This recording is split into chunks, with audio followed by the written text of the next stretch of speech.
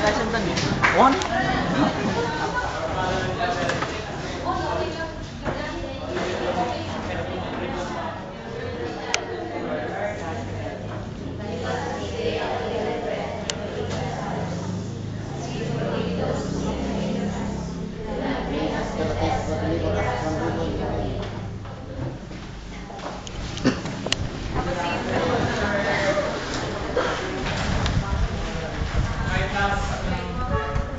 What can you see? Look outside and what can you see in the sky?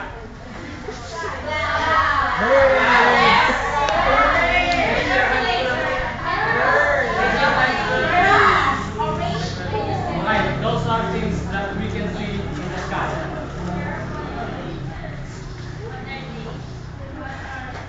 Who forecasts our daily weather and provides typhoon warnings? Yes.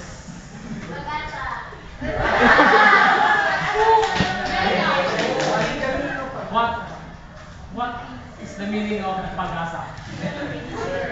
Pagsanan po.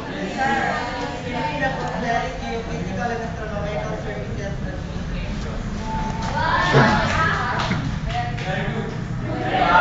My class, what can you see in the picture?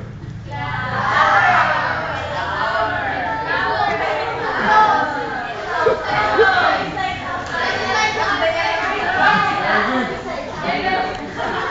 What do clouds can tell us? Yes, Augusto. What do clouds can tell us? Clouds tell us about the weather condition and by observing them.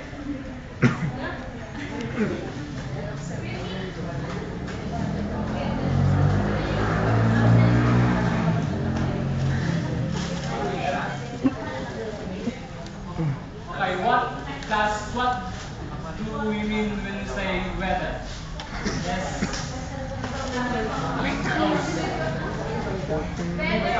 Weather is the condition of the atmosphere at a given place during a specific time. Okay, that is what we are going to discuss today. These are the instruments in observing the weather. This letter, I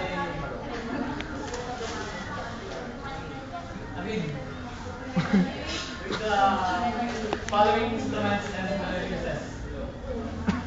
Go ahead. Thermometer used to measure the temperature of the air. Letter B, Jean. Thermometer used to measure humidity. Letter C. Yes, ma'am. Anemometer is an accurate measurement of the strength of the wind. Letter D.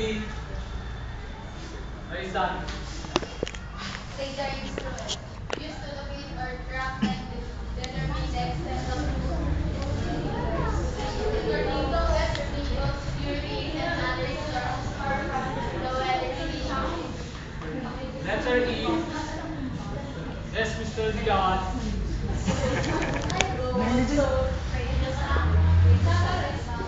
Radio sound, a package of instruments carried by a balloon. And letter F. Hurricane. Meteorological satellite, the ultimate weather observatory.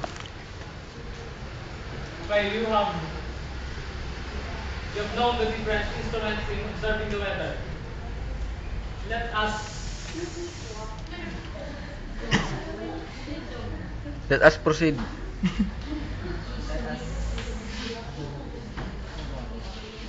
Let us proceed to... read and tell whether it is true or false. Read number one. Sina. Eurostars is the first weather science.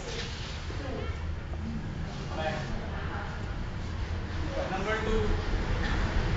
Yes, William. Kininam. Anemometer was used to measure air temperature.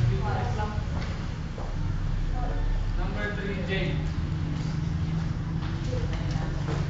A package of instruments which carried by a balloon is called the radio sound.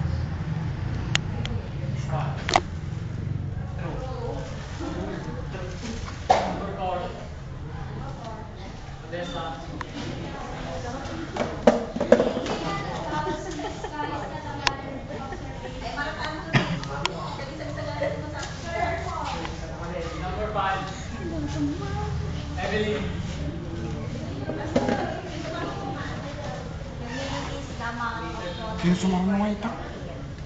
Sumama kayo makakali siya. Nalpas na Jay na. Nalpas na Jay. Jay, nalpas ka.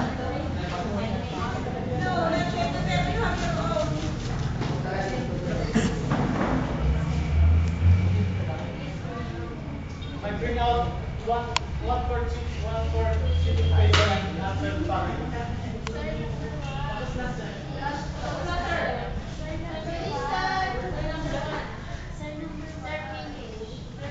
Okay, answer number 1. Here we go.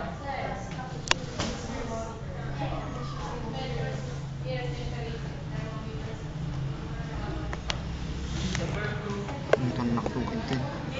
Sugarod. Okay. Last. This is the name of book and this will be your assignment for tomorrow. Broke and then they will